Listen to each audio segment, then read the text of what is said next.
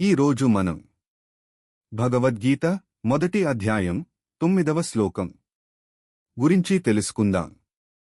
అన్యే చ బహవః శూరా మదర్థే త్యక్తజీవితాః నానాశస్త్రప్రహరణ సర్వే యుద్ధ విశారదాః.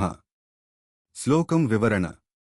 ఈ శ్లోకంలో దుర్యోధనుడు తన సైన్యాన్ని గురించి ఇంకా ఎక్కువగా వివరించడాన్ని చూస్తాము.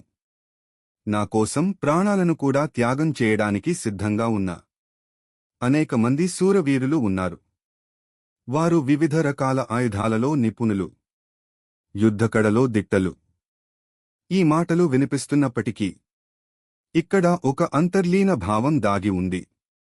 మదర్థే, నా కోసం అంటే ధర్మం కోసం కాదు, నిజం కోసం కాదు, కేవలం ఒక వ్యక్తి కోరిక కోసం ప్రాణాలు త్యాగం చేయడానికి సిద్ధంగా ఉండడం.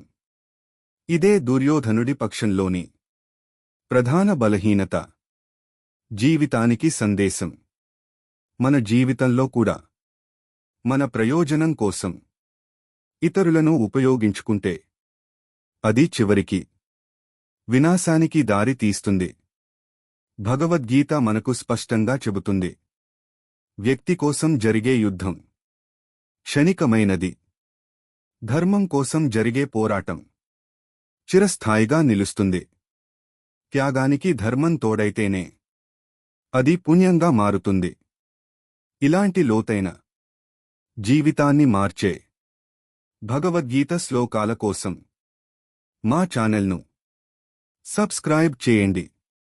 ఈ వీడియో మీకు నచ్చితే లైక్ చేయండి, షేర్ చేయండి. తదుపరి శ్లోకంతో మళ్ళీ కలుద్దాం. హరే కృష్ణ.